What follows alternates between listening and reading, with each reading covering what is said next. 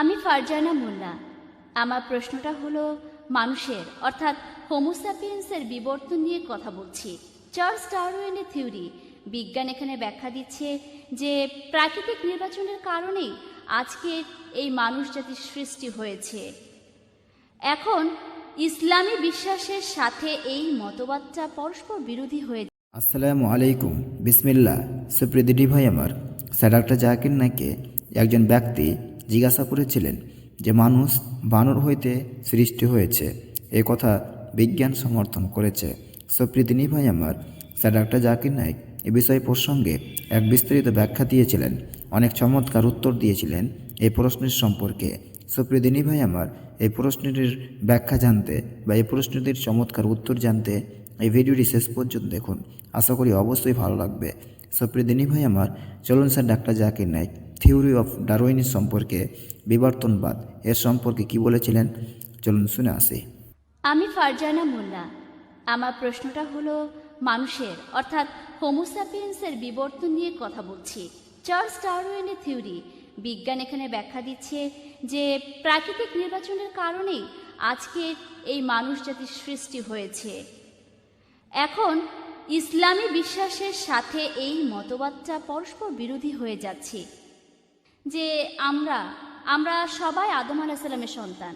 এখন এটা কিভাবে ব্যাখ্যা করা যায়? প্রশ্নটা খুবই গুরুত্বপূর্ণ। আমার কোনো বক্তৃতা, কোরআন আধুনিক বিজ্ঞান নিয়ে কোনো বক্তৃতা এই প্রশ্নটা ছাড়া সম্পূর্ণ হয় না। আমি এই বিষয়ে কথা বলেছি অনেক জায়গায়, কানাডায়, আমেরিকায়, ইংল্যান্ডে, সৌদি আরবে। কখনোই এই বিষয়টা সম্পূর্ণ হয় না, আর প্রশ্নোত্তর পর্ব সম্পূর্ণ হয় না এই প্রশ্নটা ছাড়া, অর্থাৎ theory of evolution. Charles Darwin বোন প্রশ্ন করলেন, কিভাবে আমি কোরআনকে ডারউইনের বিবর্তনের মতবাদের সাথে মেলাবো। বোন, আমি এখন পর্যন্ত এমন কোনো বই পড়িনি যেটা বলছে বিবর্তনবাদের ফ্যাক্ট। সব বই বলছে বিবর্তনবাদের থিওরি। আমি এখন পর্যন্ত এমন কোনো বই দেখিনি যেটা বলছে বিবর্তনবাদের ফ্যাক্ট। যদি আপনি ডারউইনের বইটা পড়েন, the origin of the species, বলা হয়েছে যে চার্লস ডারউইন একটা দ্বীপে গিয়েছিলেন যার নাম গ্যালাপেগোস। তার জাহাজটার নাম ছিল HMS বিগল, আর তিনি দেখলেন সেখানে পাখি খুঁটে খুঁটে খাবার খাচ্ছে। পাখিগুলোর খোঁটাখুটির উপর নির্ভর করে তাদের ঠোঁট লম্বা আর ছোট হয়। এই পর্যবেক্ষণটা একটা প্রাণীর উপর করা হয়েছে, অনেক রকম প্রাণী নয়। চার্লস ডারউইন তার বন্ধু থমাস থমটনকে একটা চিঠি লিখেছিলেন 1861 সালে যে আমি প্রাকৃতিক নির্বাচনে বিশ্বাস করি না। আপনিও এই শব্দটাই বললেন। আমি বিবর্তনবাদের থিওরিতে বিশ্বাস করি না, কারণ আমার কাছে কোনো প্রমাণ নেই। আমি শুধু এই জন্যই বিশ্বাস করছি কারণ এই থিওরির সাহায্যে আমি ব্যাখ্যা করতে পারবো, প্রজনন তত্ত্ব, শরীর তত্ত্ব ইত্যাদি ব্যাখ্যা দিতে পারবো। চার্লস ডারউইন নিজেই বলেছেন এখানে অনেক ফাঁক আছে। তিনিও একমত না, তিনি নিজেই বলেছেন এখানে অনেক ফাঁক আছে। আর দেখবেন ঠাট্টা করে কখনো বলা হয়, তুমি যদি ডারউইনের সময় পৃথিবীতে থাকতে থিওরিটা প্রমাণ হয়ে যেত। তাকে ঠাট্টা করে বলা হচ্ছে বাঁদরের মতো দেখতে। আমরাই ঠাট্টা করে থাকি। এখন এই থিওরি পৃথিবীর অনেক জায়গায় মনে করা হয় আসলে এটা সত্যি। কারণটা জানেন? আমি স্কুলে ডারউইনের থিওরি পড়েছি, এমনকি এখনো পড়ানো হয়। এখানে কারণটা কি বলতে পারেন? এখানে কারণটা হলো, আপনারা যদি চার্চগুলোকে খেয়াল করেন, চার্চগুলো আগে ছিল বিজ্ঞানের বিরুদ্ধে। আর আপনারা জানেন তারা গ্যালিলিওকে মৃত্যুদণ্ড দিয়েছিল। কেন? কারণ তিনি জ্যোতির্বিদ্যা সম্পর্কে এমন কথা বলেছিলেন যা বাইবেলের বিরুদ্ধে যায়, তাই তারা তাকে মৃত্যুদণ্ড দিয়েছিল। এখন পোপ ক্ষমা প্রার্থনা করেন। তাই চার্লস ডারউইন যে থিওরির কথা বললেন সেটা যখন বাইবেলের বিরুদ্ধে গেল, বিজ্ঞানীরা তারা এখানে কোনো প্রমাণ দেখতে চাইল না। আমার শত্রুর শত্রু আসলে আমার বন্ধু। তাই সব বিজ্ঞানী, তাদের বেশিরভাগ বিজ্ঞানী এই সমর্থনটা করেছে কারণ বাইবেলের বিরুদ্ধে গেছে, থিওরি সত্যের জন্য নয়। তারা সমর্থন করেছে কারণ এই থিওরিটা বাইবেলের বিরুদ্ধে গেছে।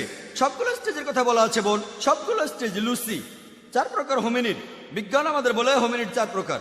প্রথমটা হলো লুসি, এটার বৈজ্ঞানিক নাম হলো অস্ট্রালোপিথেকাস, যারা পৃথিবীতে ছিল 35 লক্ষ বছর আগে বরফ যুগে। তারপরে পৃথিবীতে আসলো হোমো হ্যাবিলিস, যারা পৃথিবীতে ছিল 5 লক্ষ বছর আগে। তারপর আসলো নিয়ানডার্থাল ম্যান, যারা ছিল 1 লক্ষ থেকে 40,000 বছর আগে। তারপর আসলো চতুর্থ স্টেজ, ক্রো-ম্যাগনন। এইসব স্টেজের সাথে ডারউইনের কোনো সম্পর্ক নেই। পিপি গ্রাসে বলেছেন 1971 সালে যিনি চেয়ারম্যান ছিলেন ইভলিউশনারি স্টাডিজের প্যারিসে সোজার ইউনিভার্সিটিতে, তিনি বলেছেন এটা একেবারে অসম্ভব। শুধুমাত্র ফসিল দেখে পূর্বপুরুষ বের করা যায় না। আমি আপনাদের এখানে কয়েকশো বিজ্ঞানীর নাম বলতে পারি, নোবেল বিজয়ীদের নাম, যারা ডারউইনের থিওরির বিরুদ্ধে। অনেকেই আপনারা হয়তো জানেন স্যার অ্যালবার্ট জর্জি, যিনি নোবেল পেয়েছিলেন ভিটামিন সি আবিষ্কারের জন্য। তিনি একটা বই লিখেছিলেন দ্য কেভিএফ অ্যান্ড ম্যান, ডারউইনের থিওরির বিরুদ্ধে। এরপর আপনি যদি স্যার ফ্রেড হোয়েলের বই পড়েন, তিনি সেখানে ডারউইনের থিওরির বিরুদ্ধে কথা বলেছেন। যদি আপনি রবার্ট অ্যালবার্টের নাম শোনেন, তিনি নতুন একটা বিবর্তনের থিওরি লিখেছেন ডারউইনের থিওরির বিরুদ্ধে। এটা চিন্তা করা যায় না, কল্পনা করা যায় না যে মানুষ এসেছে বাঁদর থেকে। যদি আপনারা স্যার স্যালসবেরির নাম শোনেন, একজন জীববিজ্ঞানী, তিনি বলেছেন এই ডারউইনের থিওরি বিশ্বাস করাটা খুবই অযৌক্তিক। যদি হোয়াইট মিটের নাম শোনেন, স্যার হোয়াইট মিট, তিনিও ডারউইনের থিওরির বিরুদ্ধে বই লিখেছেন। তিনিও একজন জীববিজ্ঞানী। আমি কয়েকশো জনের নাম বলতে পারি। আজকের দিনেও এটা স্কুলে পড়ানো হয়। কেন সেটা আমি আগে বলেছি। মিডিয়া তাদের হাতে, এছাড়া এখানে আর কোনো প্রমাণ নেই। এখানে অবশ্যই কিছু প্রমাণ আছে একেবারে নিচু স্তরে, যেমন অ্যামিবা। নিচু স্তরের প্রাণীর ক্ষেত্রে যেমন অ্যামিবা নিজেকে প্যারামেশিয়ায় বদলে ফেলে, কোরআন এই কথা বলে না যে অ্যামিবা বদলায় না। কোরআন এই কথা বলে না। যদি প্রমাণ করা যায় সেক্ষেত্রে হয়তো সম্ভব, এটা কোরআনের বিরুদ্ধে নয়, কিন্তু এখানে কোনো প্রমাণ নেই। লোকে মলিকিউলার বায়োলজি থিওরির কথা বলে, জেনেটিক কোডিংয়ের কথা বলে। হ্যান্সিস ক্রেগের মত অনুযায়ী, যিনি এ ব্যাপারে একজন বিশেষজ্ঞ, তিনি বলেছেন এটা অকল্পনীয়। যদি আবারও আপনি হিসাব করেন সেই প্রবাবিলিটি যে একটা ডিএনএ সেটা দিয়েই বাঁদর থেকে মানুষ হয়েছে, এটাও শূন্য হবে। যদি আমি আবার হিসাব করি, আপনারা শুধু বিরক্তই হবেন। আপনাদের একটা প্রোটিন অণুর হিসাব দেখিয়েছিলাম, হিসাবটা এরকম হবে, একটা ডিএনএ। এটা আসলে কোনোভাবেই সম্ভব নয়। আপনারা জানেন নতুন একটা থিওরি এসেছে যে সমকামিতা জিনের মধ্যেই আছে। আমি খবরটা পড়েছিলাম টাইমস অফ ইন্ডিয়ায়। আমি ভেবেছিলাম এবারে আমি যখন রবিবারে আবার আমার পরের লেকচারটা দেব, আমাকে এই প্রশ্নটা তখন করা হবে, যদি সমকামিতা জিনের মধ্যেই থাকে, আল্লাহ আমাদের কেন দোষ দেবেন? কোরআন সমকামিতার বিরুদ্ধে কথা বলেছে। আমি বললাম যে এটা আসলে থিওরি, অপেক্ষা করুন প্রমাণিত হোক, এখনই মন্তব্য করবেন না। এরপর মাত্র কয়েক মাস পরেই দেখা গেল এই থিওরিটা ভুল প্রমাণিত হলো। আর যে লোক এই থিওরির কথা বলেছিল যে সমকামিতার জিনেই আছে, সে নিজেই একজন সমকামী। সেজন্যই বলেছি আমি কথা বলবো বিজ্ঞানের প্রতিষ্ঠিত সত্য নিয়ে, থিওরি আর অনুমান নিয়ে নয়। ডারউইনের থিওরি প্রমাণিত কিছু নয়। আমরা মানুষরা বাঁদর থেকে আসিনি। অনেক বিজ্ঞানী এই থিওরির বিরুদ্ধে কথা বলেন, আর পবিত্র কোরআনের বিরুদ্ধে কথা বলেছে। কোরআন বলছে প্রথম মানুষ হলেন আদম আলাইহিস সালাম। ইনশাল্লাহ আমরা এটা আবিষ্কার করব, হয়তো 100 বছর পরে বা 1000 বছর পরে। এটা নিয়ে গবেষণা হচ্ছে যে মানুষ জাতি একটা যুগল থেকে তৈরি হয়েছে কি না। তবে এটা শুধু থিওরি। এটা কোরআনের আয়াতও আছে যে মানুষ জাতি তৈরি হয়েছে একটি যুগল থেকে, পুরুষ ও নারী। এটা শুধুই থিওরি, তাই এটার কথা আমার লেকচারে বলিনি।